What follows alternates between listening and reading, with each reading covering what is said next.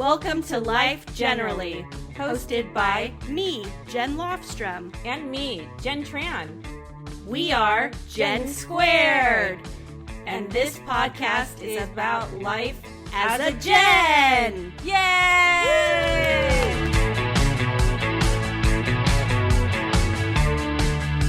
Hey Jen, how's it going?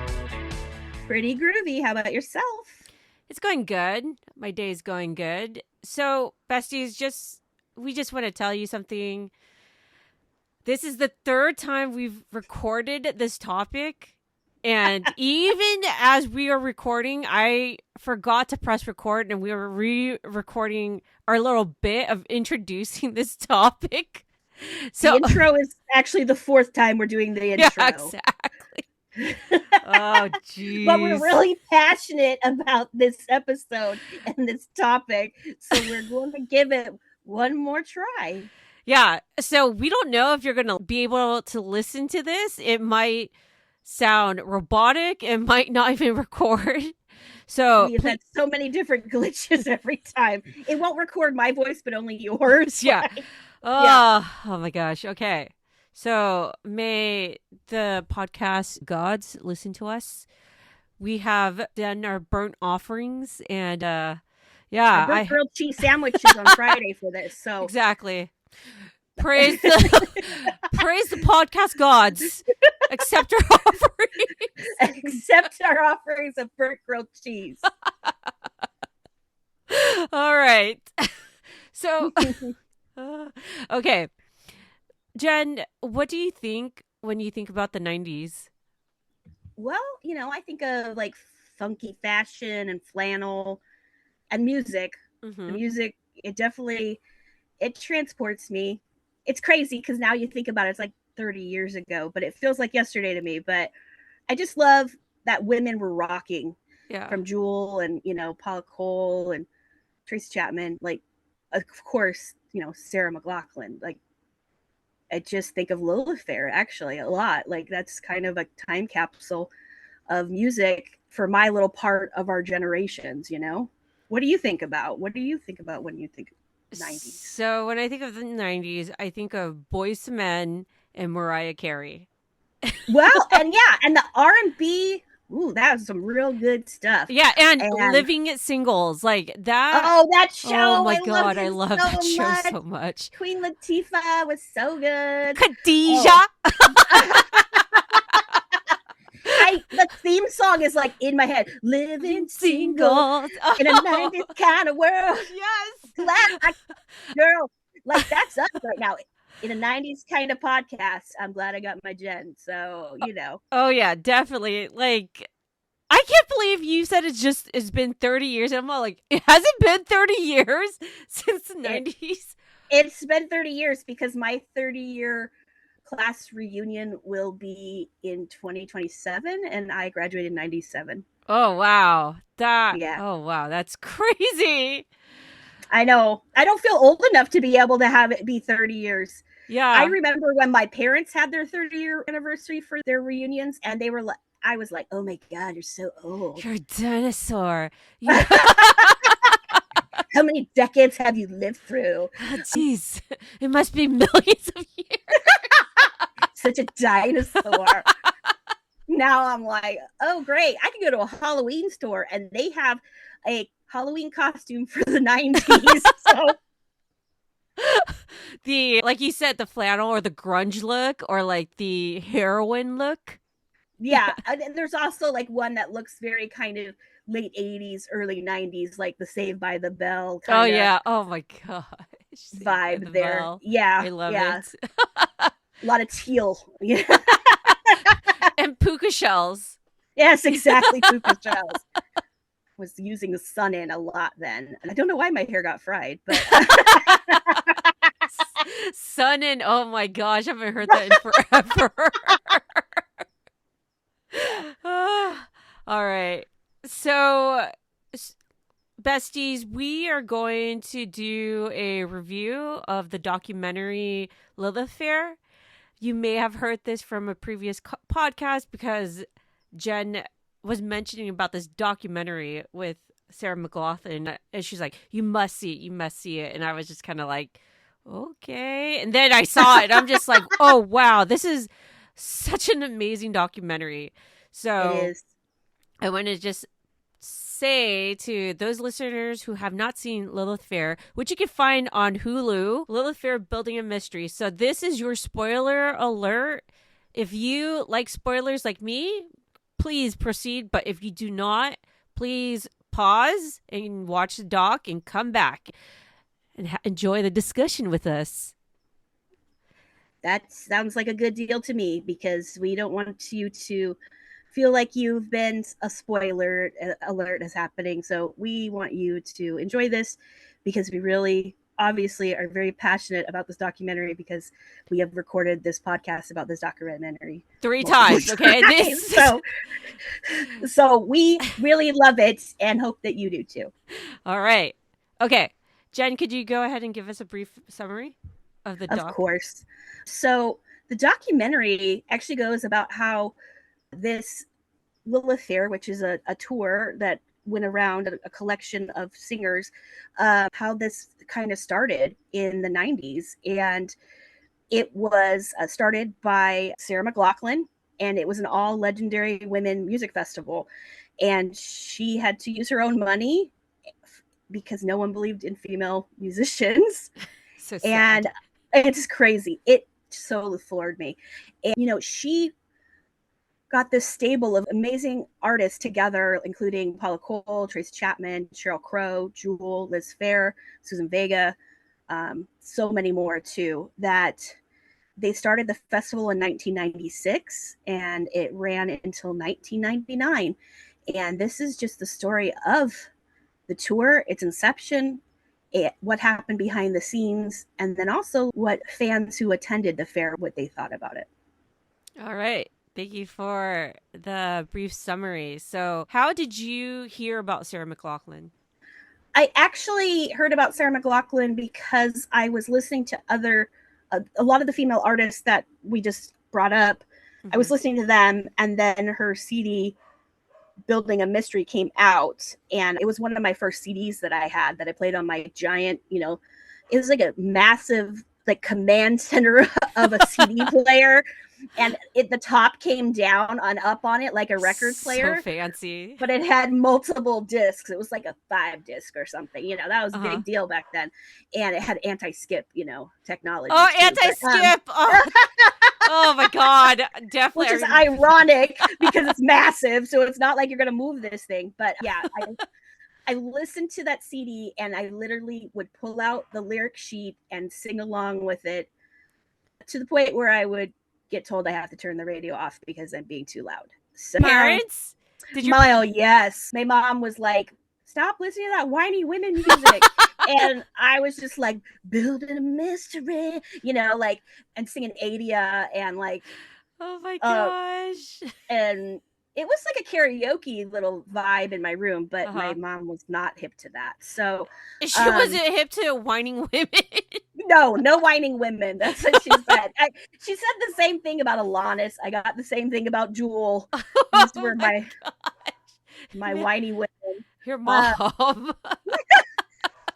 She was very boomers in the 80s and 90s. So, she liked her music, and that's cool because I like her music too. But yeah, that's how I fell in love with Sarah McLachlan as an artist and with her music and as a songwriter. How about you? When did you connect with Sarah McLachlan? So the first time I heard Sarah McLachlan was I think I was a freshman or either a sophomore in high school, and it was a dance routine. Like the alum student came back and she was teaching a dance class, and we were doing like modern dancing or something.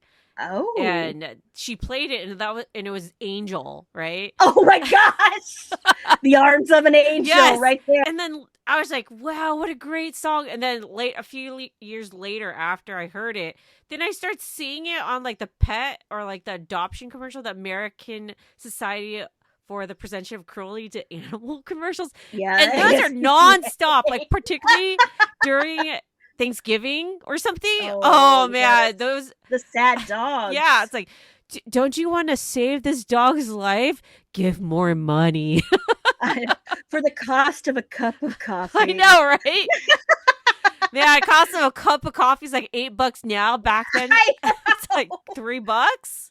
I'm sipping my Starbucks. It sure was not $3. Yeah.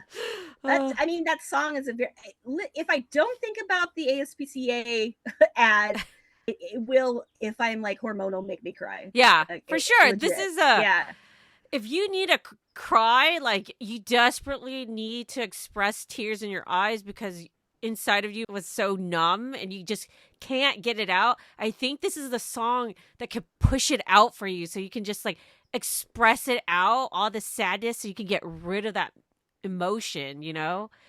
Which, yeah, I really think that that's what I was channeling when I was listening to my whiny women music. So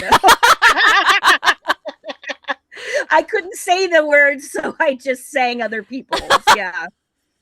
Even Paula Cole's song, like, where all the cowboys gone? Oh my gosh, that was. She liked that one, you know, but then she like didn't like it when all of that Grammy stuff happened with Paula Cole that we'll talk about later. So, yeah, I mean, there's some of the music where it isn't so whiny, but Sheryl Crow, right? Sheryl Crow is part of this jam, and she's like, "Walk on the Sun." Like, I'm gonna walk on the. Like, I love Sheryl Crow too. Yeah. But I was a moody teenager, and I was probably just listening to the sad stuff more than anything else. So. Nothing wrong with that. Like, no, I love moody music as well, so no judgment. I was just like emo mode then, but I love the fact that you did like a really cool dance to this. I wish there was a recording of it, or you could reenact it for us.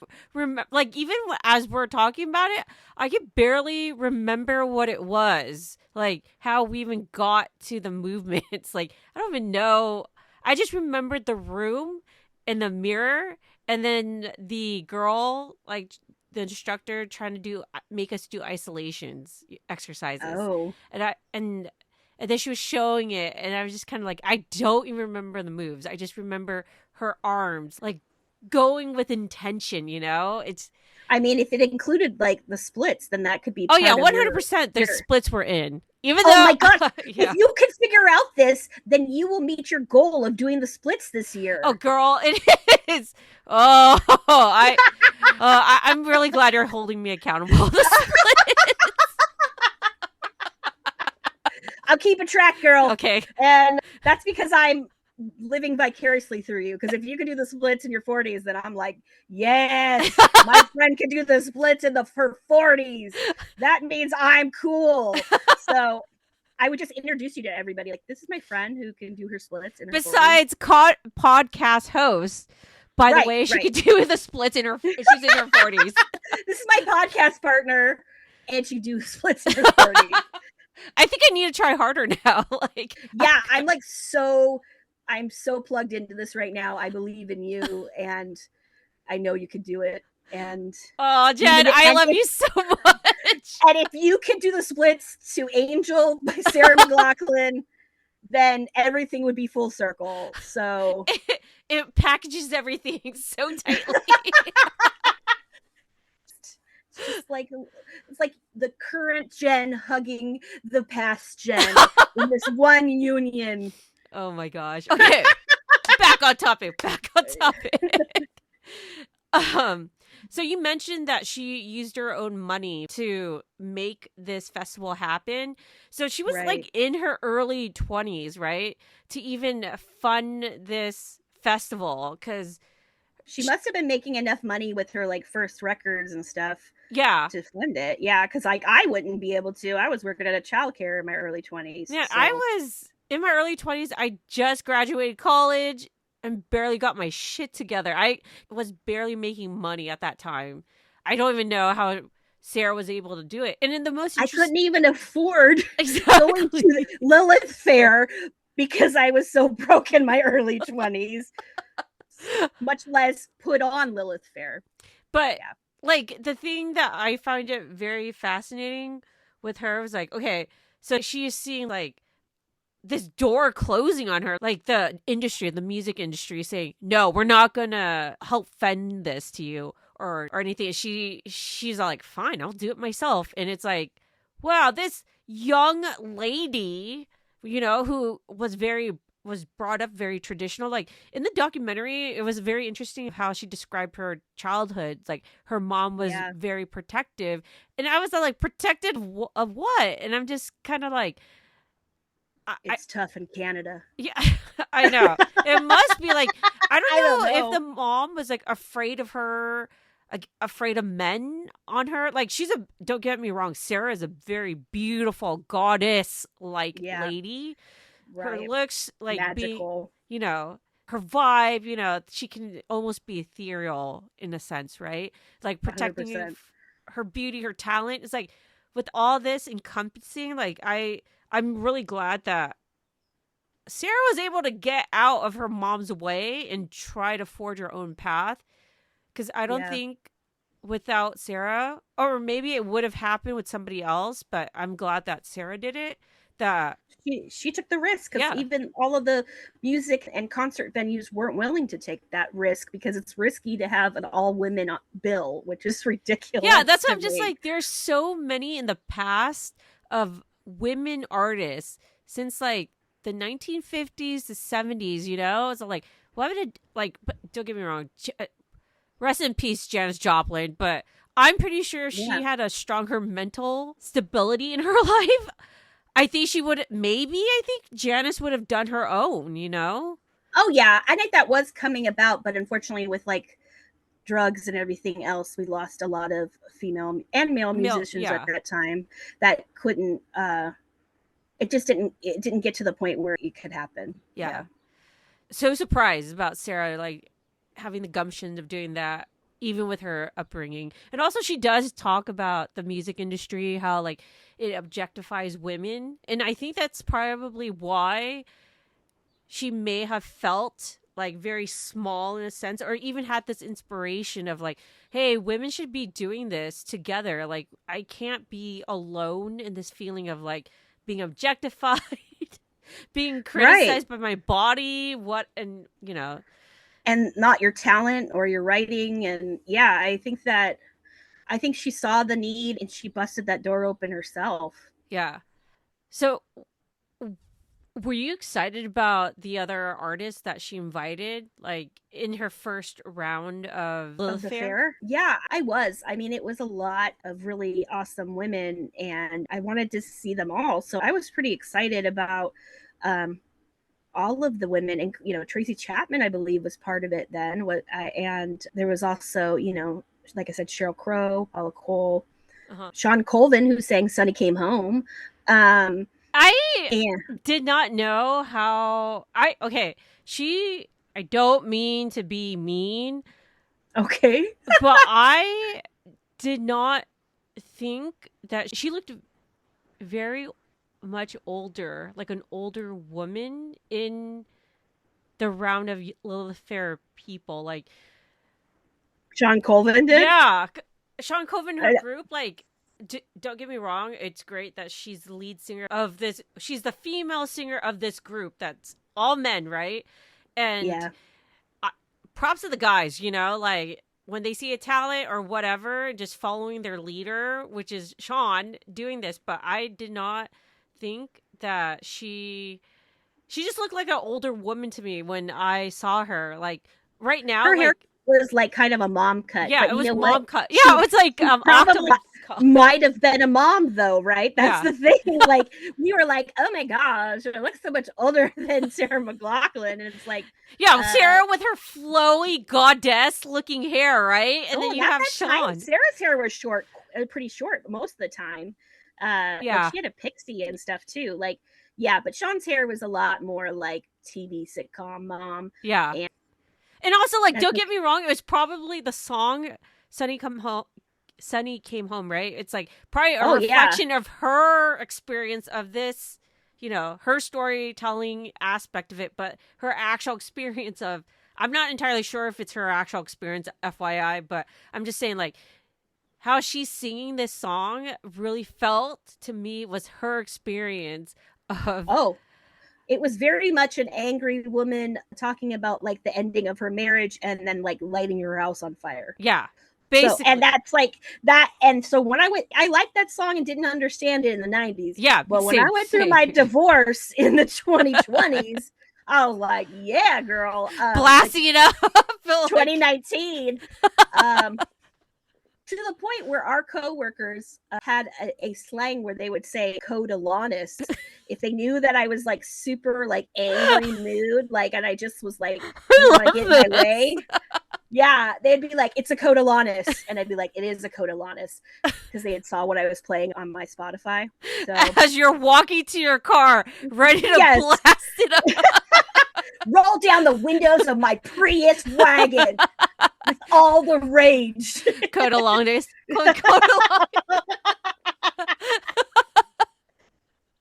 Yeah. But it was great seeing her there. Like, and she was a little bit towards the tail end, or like in the mid to the tail end of the festival, but it was great. But what I loved a lot was, besides like, Sheryl Crow is a girl's girl. Like, she was so on game to want to work and travel and, you know, do this festival with Sarah. Like, Sheryl, lady, I loved you before. I even love you more now. Well, and they even had Sinead O'Connor on the tour at the time. And that was after, I'm pretty sure, she ripped up the picture of the Pope. Yeah.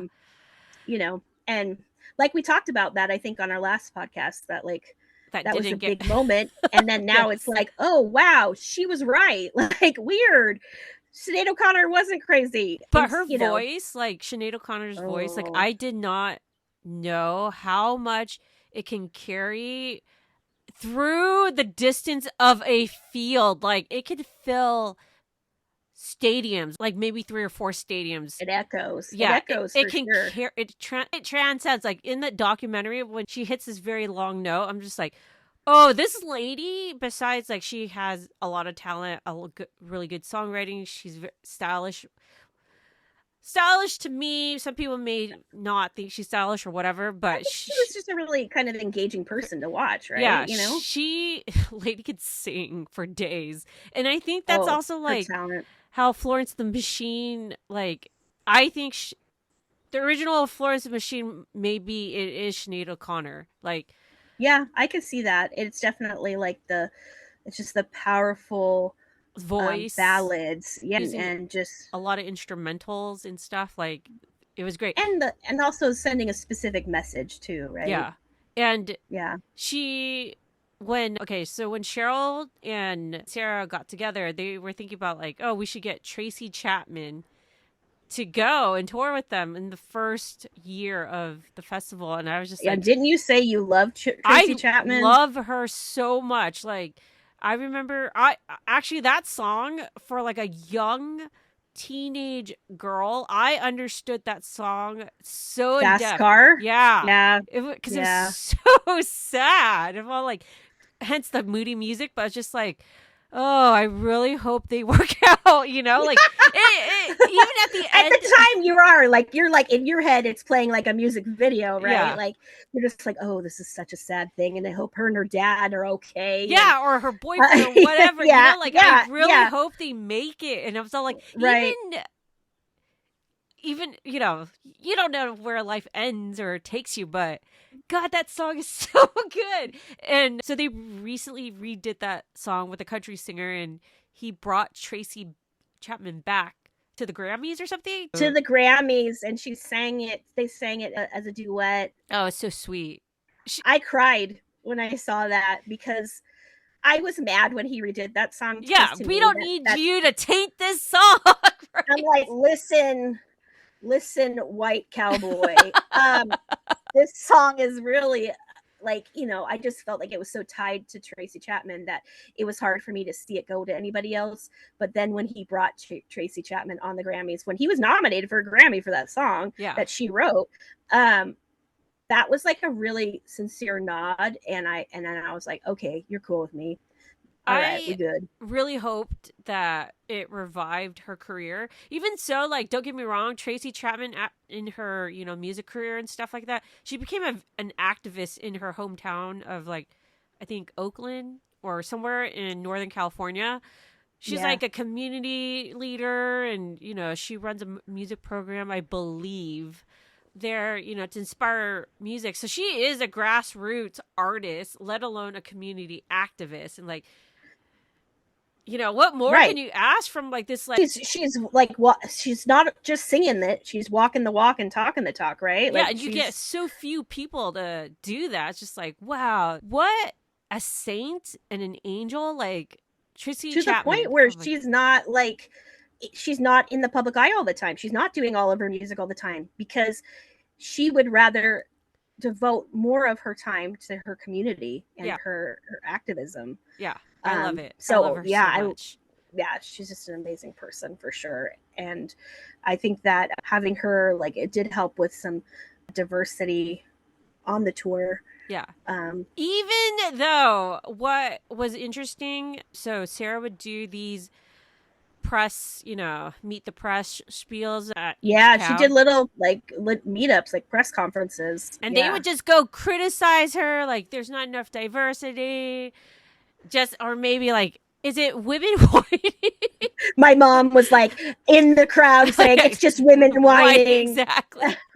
Or like, do you hate men, or whatever the case may be? Yeah. Like, it's so interesting to watch her very, like, you know, take in this feedback, right?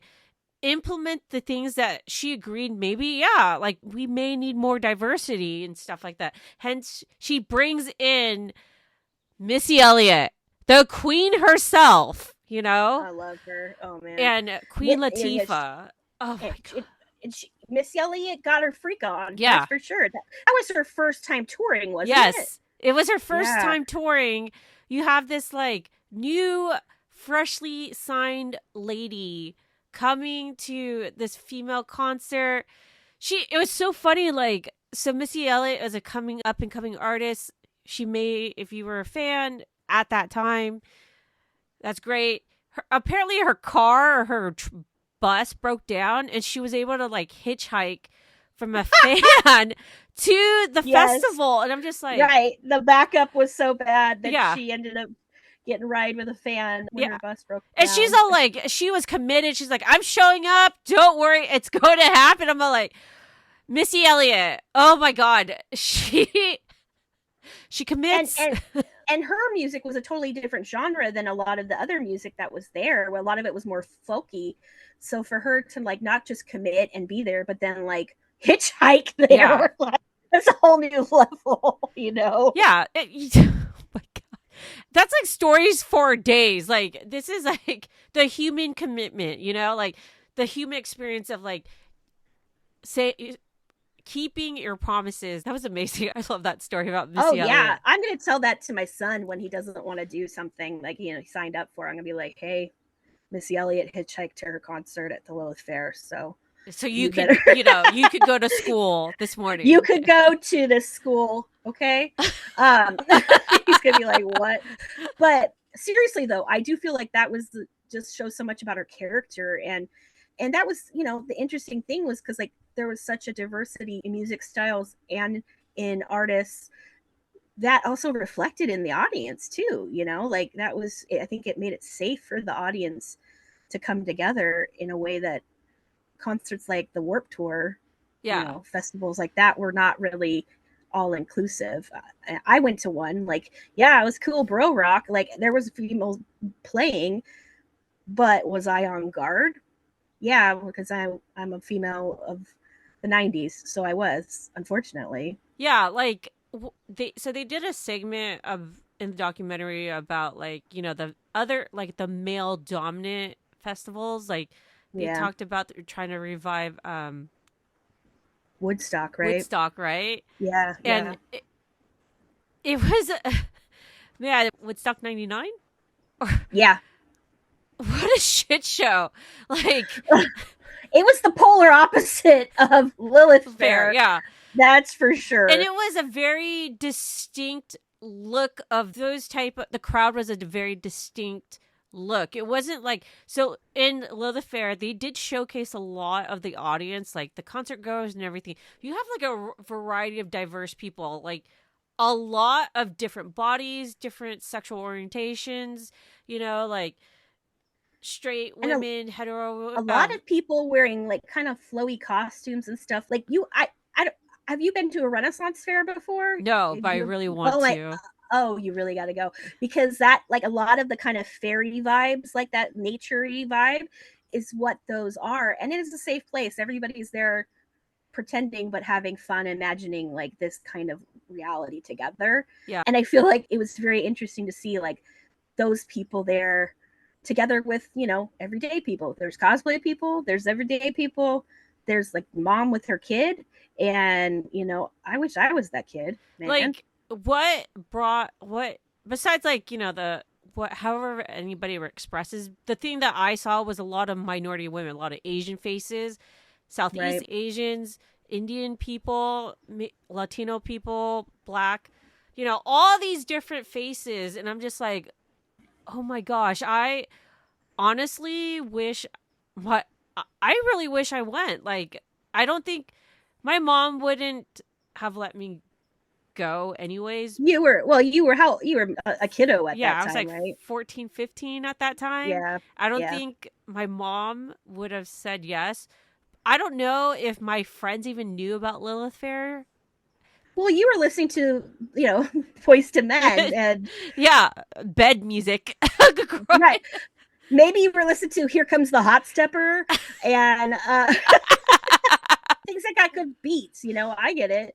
So it wasn't even on your radar with your friends at that time. But you know? I think my friends at that time actually were listening to that. Okay, so I was a bando when I was a kid, so we listened to a lot of classical music, and also, like, you know, contemporary classical music, not a lot of like popular culture music, right? Because we're a bunch of bandos. We're like studying music, you know, and and so like having like people who are not in band, this is like they're listening to an array of stuff. It could be like hard rock music, all this stuff. It's just like concerts are a different thing. Like the whole thing about a concert, like a pop concert, was very a new thing particularly for me. I didn't actually get to go to my first pop concert until I was like 18, 19. Oh, yeah. Oh, see, my first concert was like when I was 12, and it was New Kids on the Block. Oh my gosh! Oh yeah, man! My god!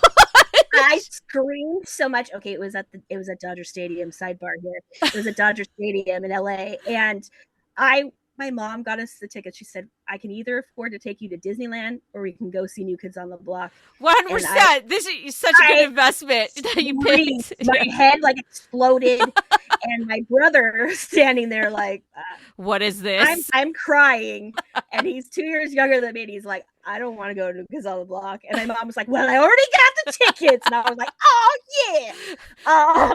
She wouldn't pay for concert tickets for whiny women, but you know, hot young teenage boys. Please don't go, girl. Yes, we got it. You know why? Because New Kids on the Block got the right stuff. That's why. Oh, yeah. So, it got your body moving.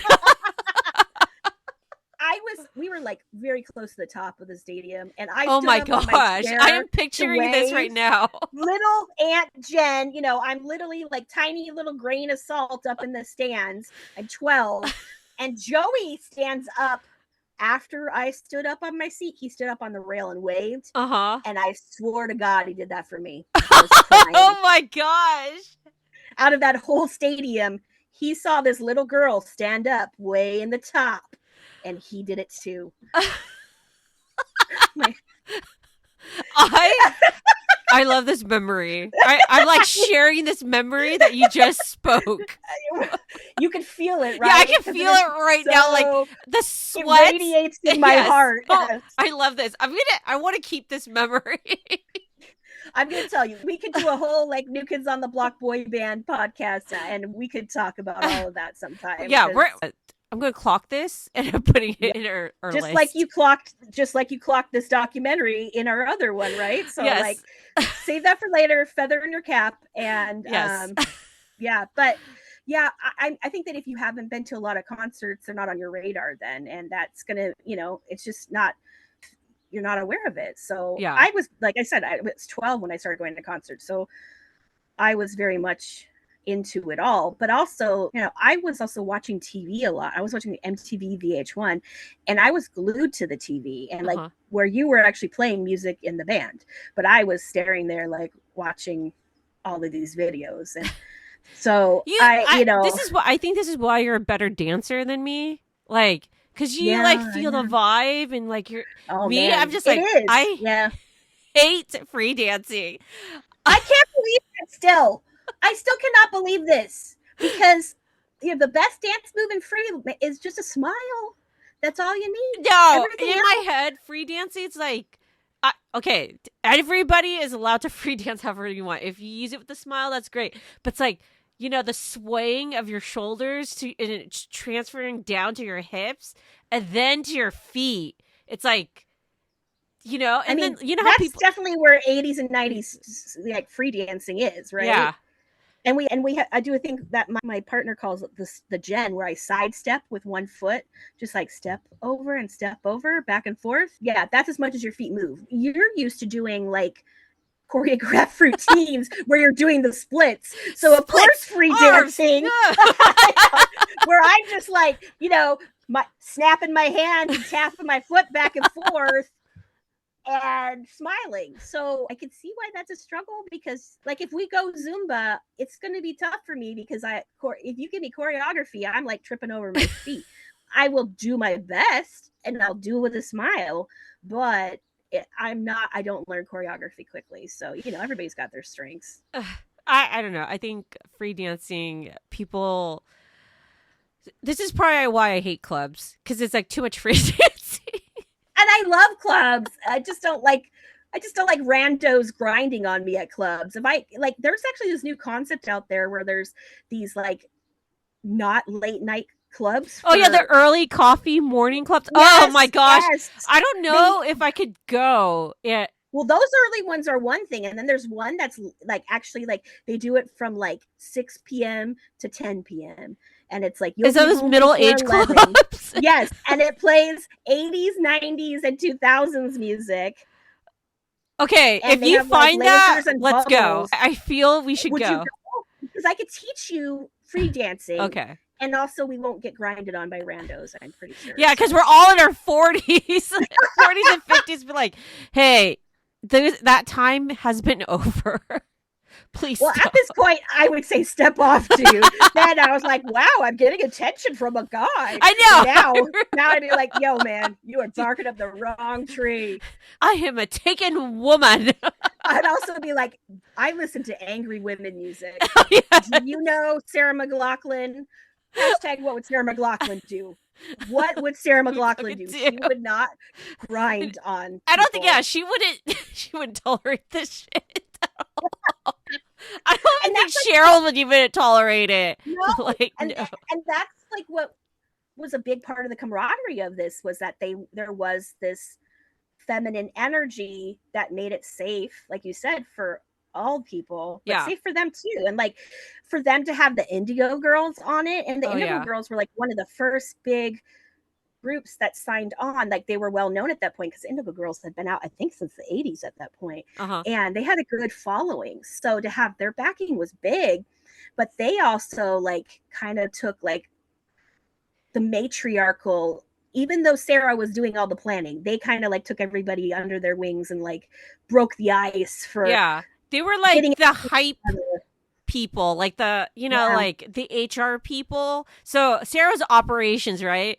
Indigo girls were HR, like to bring collaboration, get these people out of their shell, doing these icebreaker exercises, getting the collaboration going. I love that. I was just like, I love watching them talking about how they would do jam sessions together, and like they would play different songs together as all of these amazing artists at once. Yeah, with no ego, it's all like no ego. Yeah, just loving the music and experiencing that, and to break that down and feel safe to do that. It's really the heart of the festival, and I appreciate that that's what they planned and that's what they gave. Yeah. The only problem with it at the time was it was the 90s, and unfortunately everyone else was not ready for that that was not what was happening around people. And, you know, like you brought up those press conferences, everybody was like barking things at Sarah McLachlan all the time. And she was really frustrated. And one of those things was Paula Cole when she got her Grammy, or when she was singing at the Grammys, right? And she raised her hand. Yeah.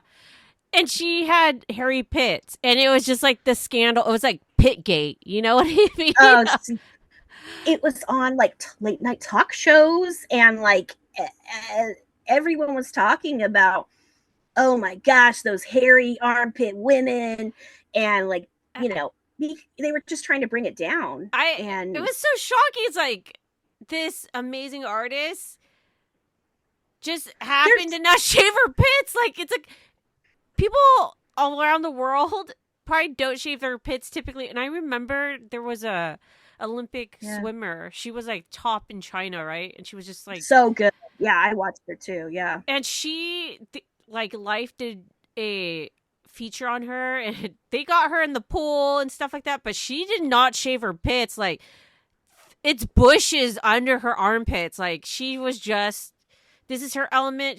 This is what she's thinking about. She's not thinking about aesthetics, beauty, or anything. She's like, I need to perform as best as I can to be a champion of my sport. And you forego getting, you know, pit shaving, and also like shaving and women shaving their legs, their pits and stuff. It started very early in like or late in the 1800s for ballerinas to do it. So which makes sense. So like if you tape your legs and you're not ripping your hair off. Yeah, or like, you know, that look of like prepubescent exactly look. Children, a child, a virgin look. Even so, it's like for women, was it 1920s or something where women would start shaving, and they would also draw that line on the back of their legs to look like they were stockings, right? Right. So, yeah, like especially during rationing times, they couldn't get stockings, so they would draw it on their legs. So and they had to shave their legs to make that illusion, like you have bare legs.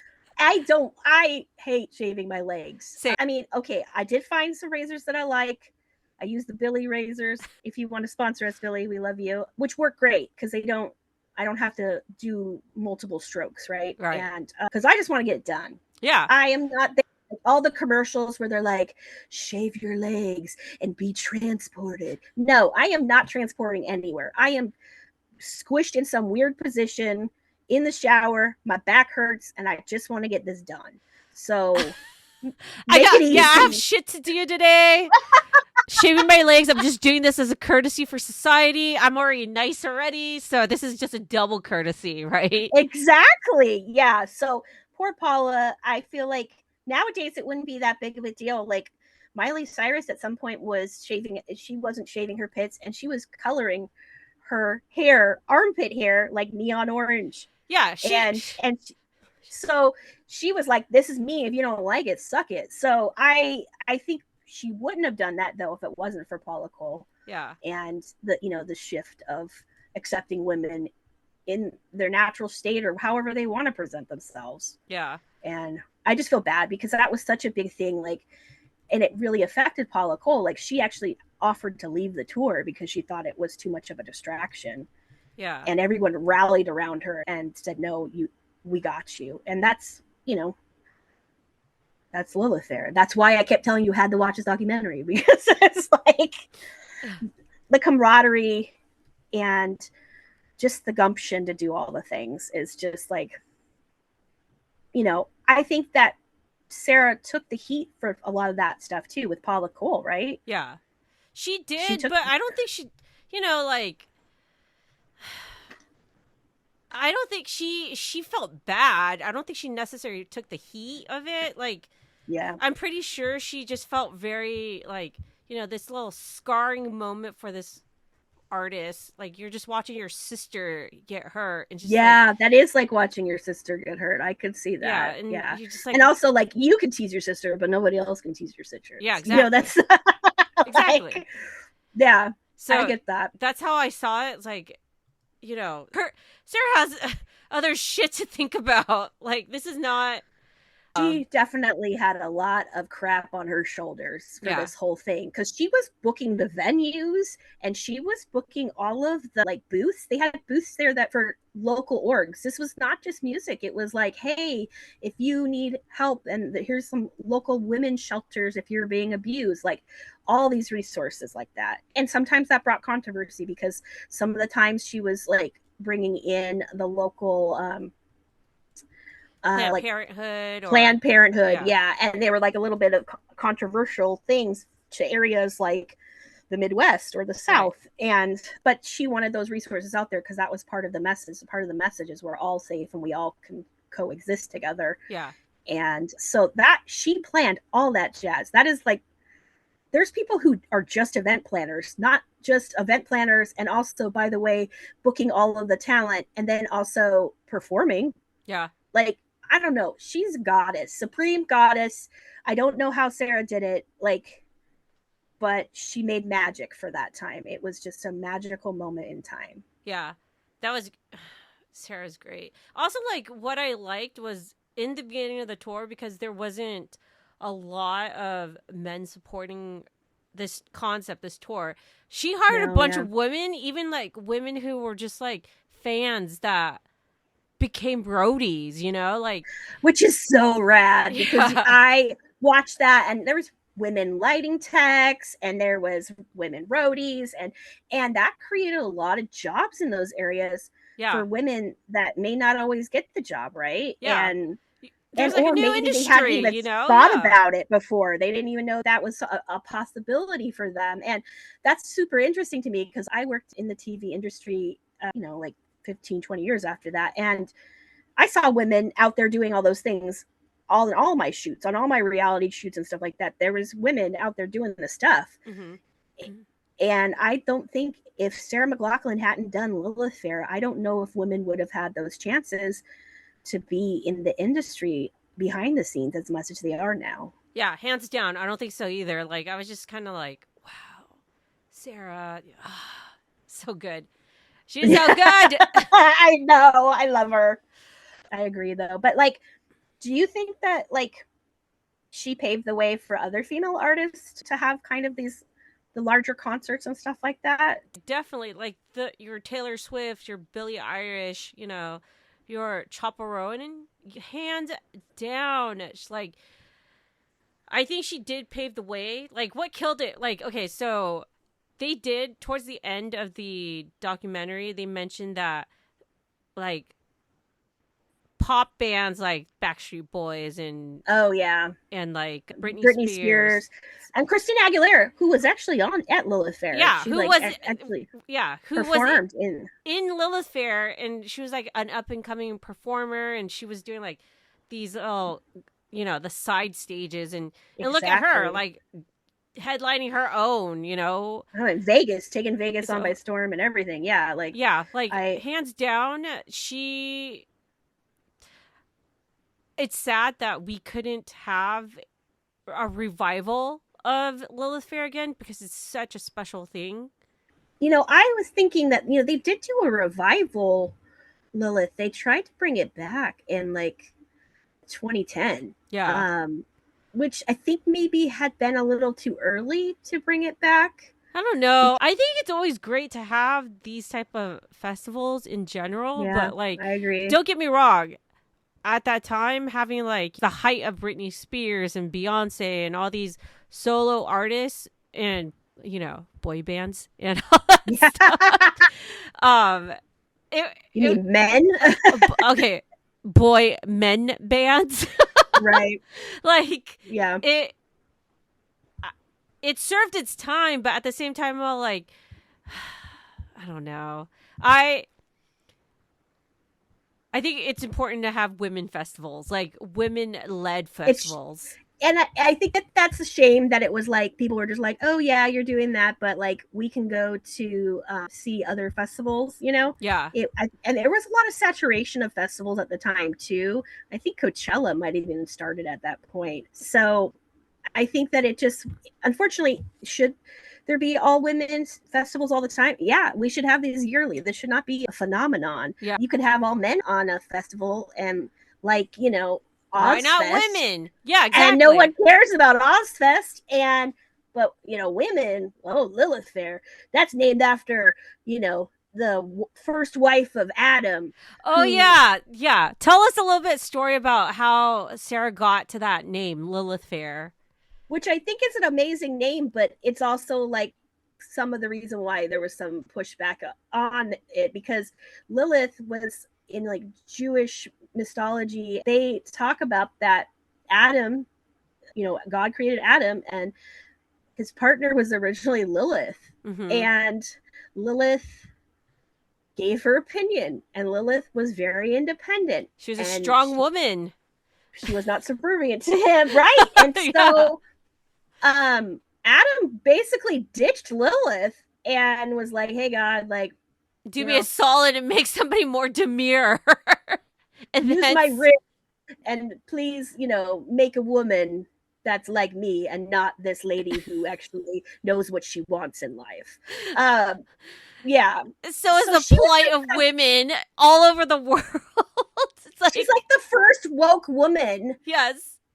And she was knocked down right out the gate. Exactly. But she went on, and she's still like in the mythology. She still lived on, and she was still being a badass. And that was the spirit that Sarah wanted for this festival. And I think that was really captured in the festival. It was totally captured in the documentary. Absolutely. And I love that there was, it's just women being women, and you're empowered. And that empowerment for everyone, no matter your race, no matter your sex, no matter anything, religion, you are all humans in one space, sharing that space in harmony. It's beautiful. And I really wish we could do something like this now, even though the last revival didn't take off. I really wish I wish we could bring Alanis into it, because she wasn't there, Yeah.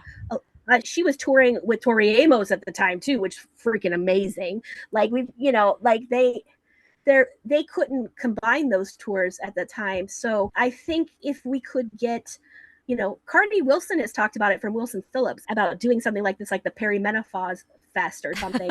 All of these women who are now at a certain age and their kids have grown, and because that's why things kind of slowed down with it. That's why they took the break, was Sarah wanted to have kids. Yeah, her and her two partners, her two guy friends, or her two partners that was leading this charge, they want to start families, and we can't, nobody can say no to that. Realistically, that time to start a family is when the person's ready, right? You can't. It's a finite time. Yeah. It can't go on forever. You have to be ready, but also there's a lot of health factors and timing and stuff like that. So absolutely. And you also can't be touring around the US away from your partner. There's just so many things that she just really all of them wanted to be able to go home and start families and live their lives. And Tracy Chapman wanted to do more activism. Yeah. And these things, life was kind of frozen for them while they were on the tour. So you couldn't expect the tour to go on forever. And that's why it stopped. And then that's why they tried to bring it back when they were at a place in their lives where they could bring it back. But the society, unfortunately, had gone backwards and things had changed a bit. Yeah. And so I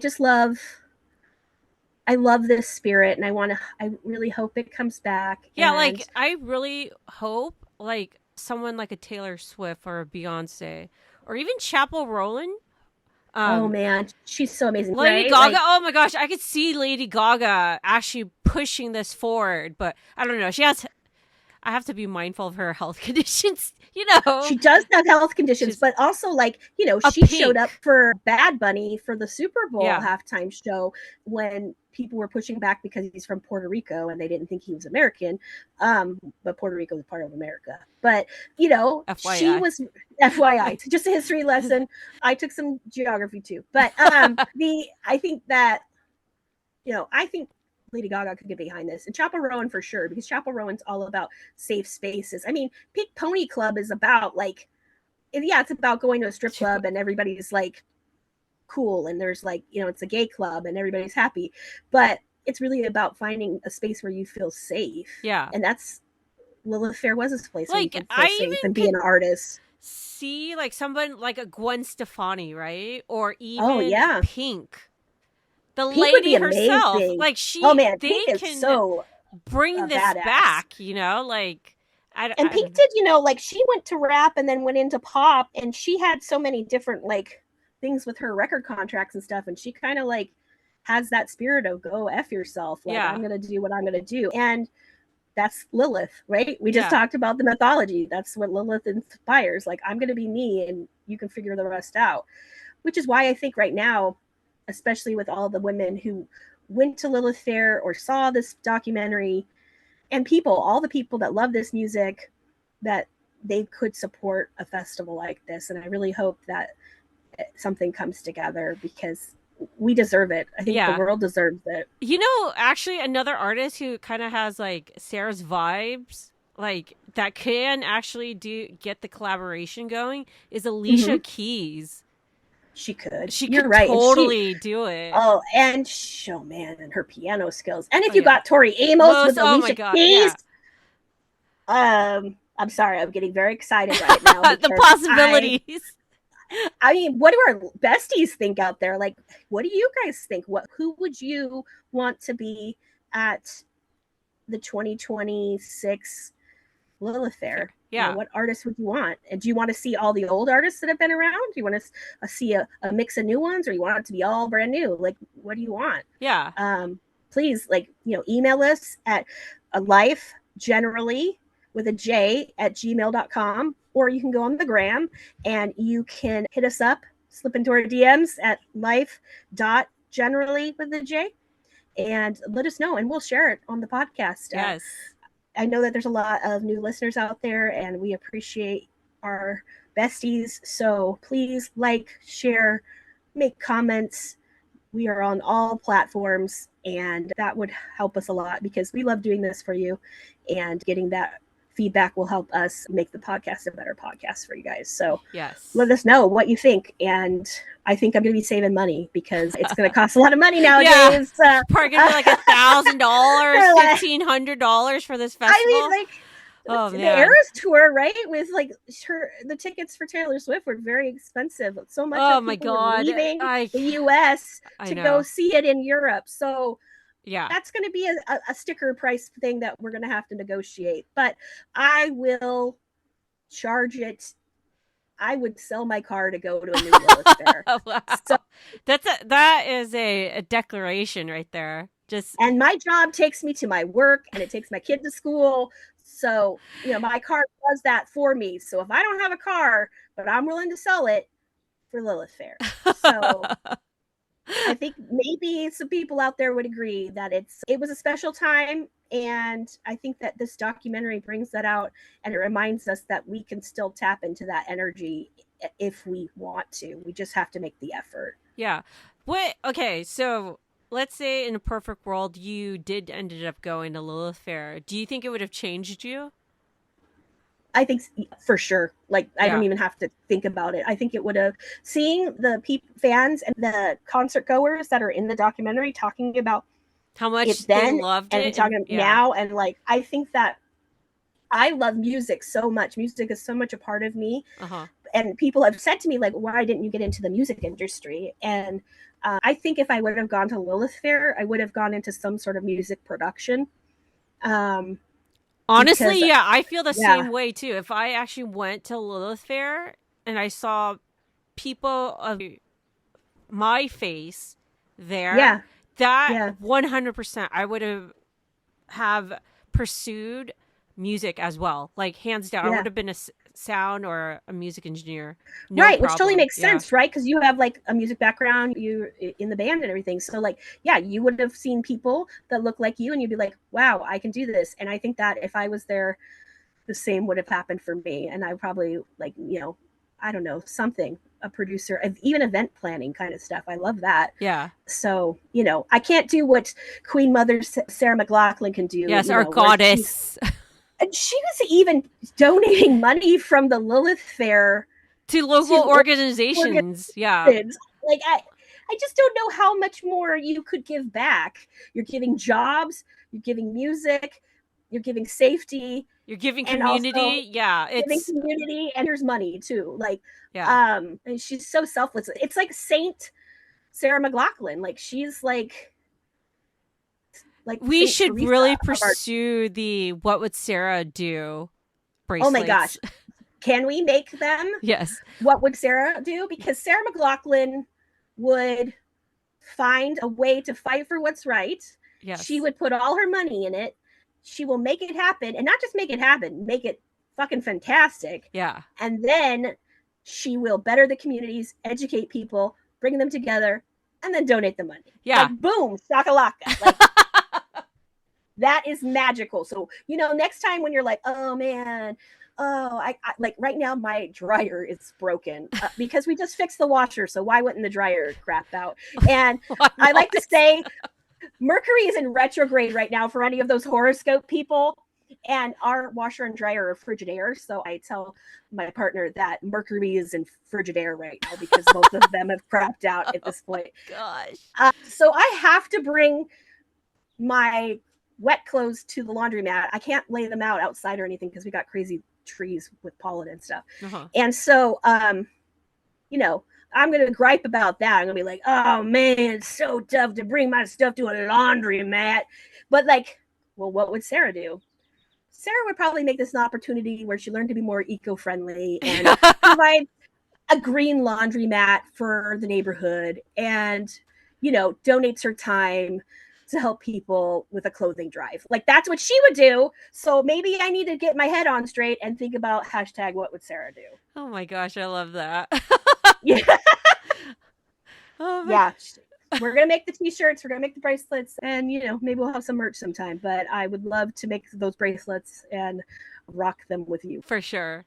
All right. So do you have any lasting impressions or last recommendations for anybody, besties, that people are kind of on the fence about watching it? Like, how would you pitch this, Jen? I would say if you want to go on to Spotify and listen to the playlist, and then you will be blown away and realize that these amazing artists were all playing at the same show. I would definitely pitch it as this is the female empowerment concert of a lifetime, like the Woodstock of my parents' generation. And this film shows us how good America can be if we embrace everybody and accept all races and sexes and genders and religions. I think this gives me hope. The documentary gave me hope. Yeah.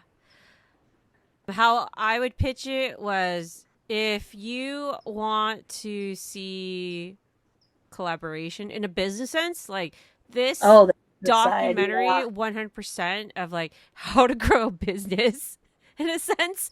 Like, oh yeah, we should be writing this down for our podcast. First be a badass. Okay, yeah, we got that. Like, so. Like betting on your own. Sarah did that. She's betting on her own, like collaboration, taking feedback.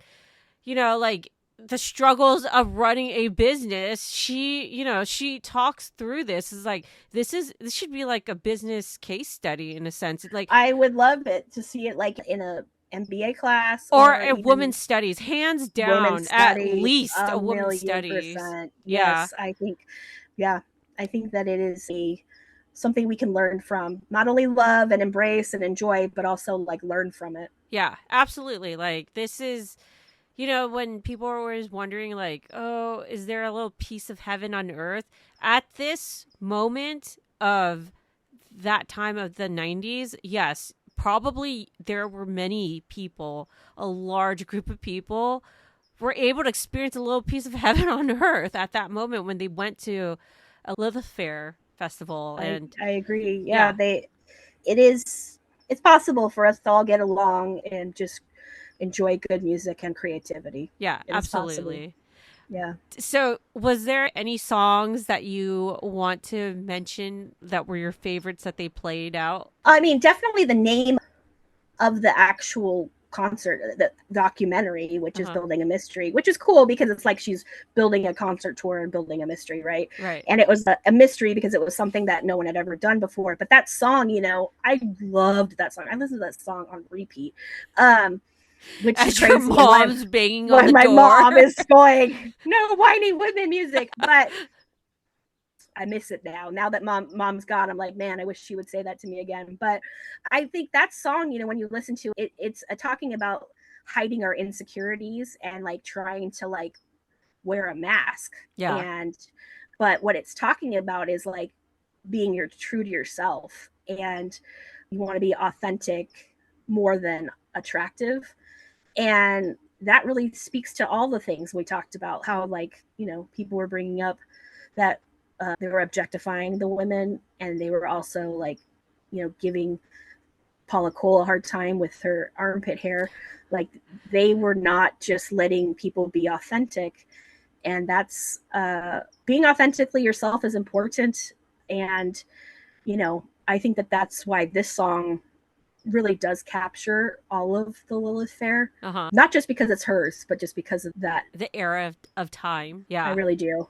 Is there any songs that you could think of that you saw that you were like really moved by or So the song Where Have All the Cowboys Gone? Like I haven't heard that song since that time. Like, and when I heard it in the documentary, I was like transported as like this like 13-year-old kid again in my mom's like Corolla, like 80 something Corolla in the 90s. And I'm all like, oh my gosh, I know that song, you know? And because, you know, at 13, you were like, where have all the real men gone? Like, exactly. And like, I'm all like, in Orange County, like, you're going to see any cowboys, you know? It's like, cowboys are like a fantasy of, you know, I was not a well-traveled child back in my early teenage or preteen years. It's just kind of like, cowboys? Oh, I mean, that was like equivalent to a Viking at that point, right? Like, it's just something you read about in history books. So, exactly.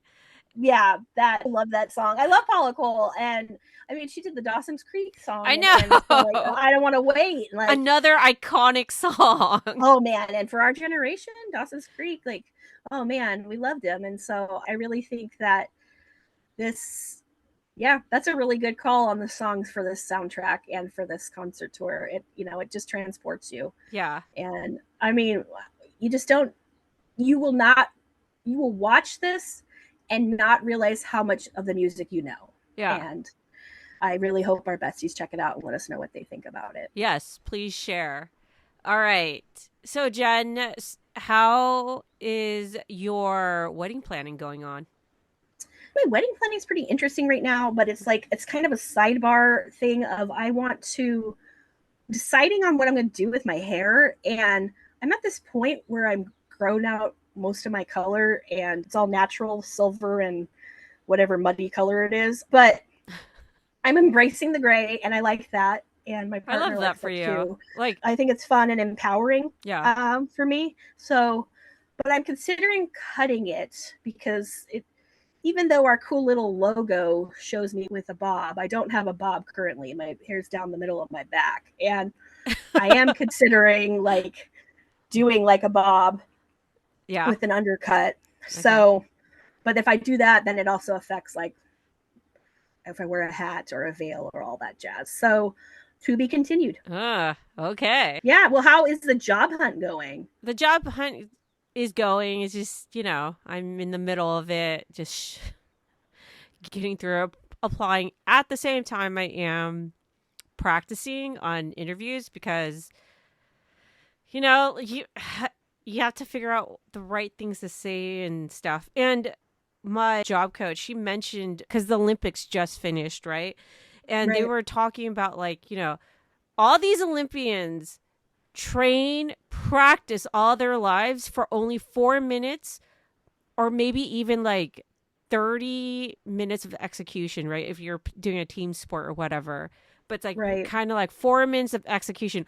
All this effort, like, literally 98% of all this effort is just for the 2% for execution. I'm just like, Yeah, I need to think that way. Like, that this is why I'm like the practicing. women's hockey team, right? Yeah, exactly.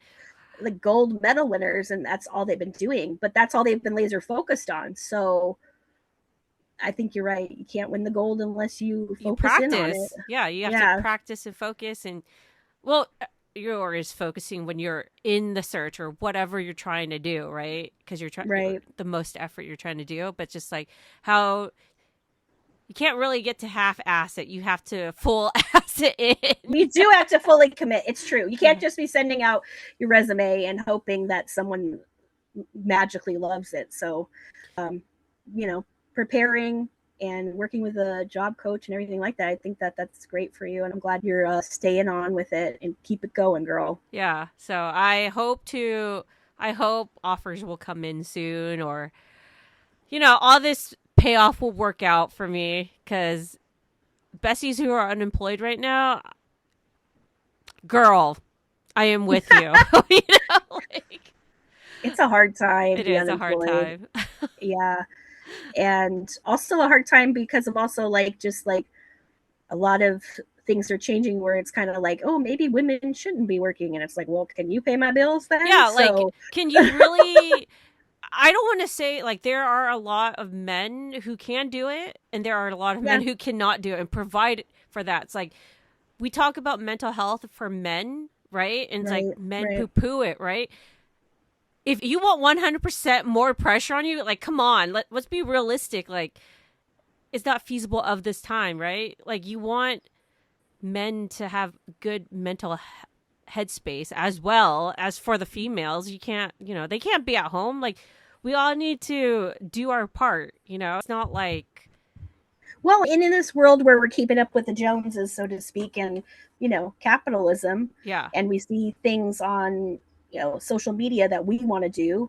I mean, I just saw a whole thing that says, why don't we have new trends in our fashion since 2000s? Since 2000. If you look at pictures of The Office, the TV show, The Office from 2004, they all were wearing the same kind of clothes that people wear today. I'm actually really glad that office attire is the same. It hasn't changed since the 90s. I personally, honest to God, if we could all wear uniforms, because I don't want to think about it. Granted, I understand you fashionistas who need to express themselves. That's fabulous for you. But God, the mental load. I love being expressive with my clothing and colors, but I literally make a uniform of it too, though. I buy the same dress in multiple colors. Yeah, I don't want the mental load. The mental load of that is so hard. I remember when I was a kid, I would love, the office attire. You can be so trendy. Blah. Now I'm just fast forward. It's been 20 years. Working corporate has weathered you down. We're just I just want a uniform. And post-pandemic, right? We're it's nice to put on something that's not sweatpants. Yeah. Don't get me wrong. I still enjoy taking off my pants when I get home and wearing pajama pants. We have the Pantsless podcast for sure. We want comfy. So I get it. Yeah, I do. But I mean, it's the good thing about the fashion not changing too is if you're in this time transitioning into a new job, you don't have to buy a whole new wardrobe at least, Yeah. All right. What's your burnout meter? My burnout meter, actually, I'm thriving this week. Fabulous. I love that. We had a Kaizen event at my job, and it came to light that I'm doing a lot of things and maybe people need to help me. So, and it's not my fault. So I was just like, Papa! I hope your boss recognizes that. My boss apologized and said that, oh, wow. They were sorry that they feel bad that they weren't supporting me the way that I should have been in front of everybody. I wasn't asking for that. I felt bad for him too. So I wasn't, you know what I mean? I wasn't that just says good leadership if he's able to recognize for that. Sure. Yeah. He was definitely high emotional IQ and just wanted to own that stuff. And truthfully, we're all just trying to do our best to keep the trains moving. And so we're not always thinking, and I wasn't always advocating for myself because I was just trying to keep things moving too. So, but this moment, I think if you guys have a chance to do something like that with your job, it's really great for your your mental health and gives you a new perspective. So I don't feel burned out. I feel thriving this week. I love How that. about you? What's your burnout meter? So last week I was sick. So, but resting, oh man, I feel content because I couldn't, my body was just like, nope, plah. Yeah. I think we don't rest enough. So I'm glad that I'm sorry you were sick, but I'm glad that you rested. Your female health scale? My female health scale, I feel like mentally my female health scale is really good. I've talked about a lot of things and learned a lot of strategies for anxiety, and I feel like that is a good part of my mental health right now. Nice. How about you? My scale would probably be like an 8. What about you? I'm an 8. Okay. Yeah. That's solid. I'm glad. We're both 8s. 8 is great. All right. Jen, can you tell our besties where to find us one more time? Of course, you can find us on our email address, which is lifejenerally with a J at gmail.com, or on Instagram, life.generally with a J. And we'd love to hear from you. And please like, share, comment our podcasts on every platform you have. Yes. So, dear listeners, just to let you know, you have been noticing that our podcast has been dropping on Friday mornings. Like, you will wake up on Friday mornings. I typically load them on Thursday nights. That could be at 9 Pacific Standard Time at night to 11. But at least you know, new podcasts will be there for you to start your Fridays in the morning. Yeah, you have life generally to kick your weekend off. Nice. Thank you so much for listening. And Jen, do you have any last words? Yeah, hashtag what would Sarah McLachlan do? Oh, I love that. What are your last words, Jen? Where have all the cowboys gone? Oh my God! Where have they gone? I know! Where are they? All right. Awesome. Jen squared out. Yay! Woo! Let me stop recording. I'm like, did it record? I got it. Dun, dun, dun. I got it.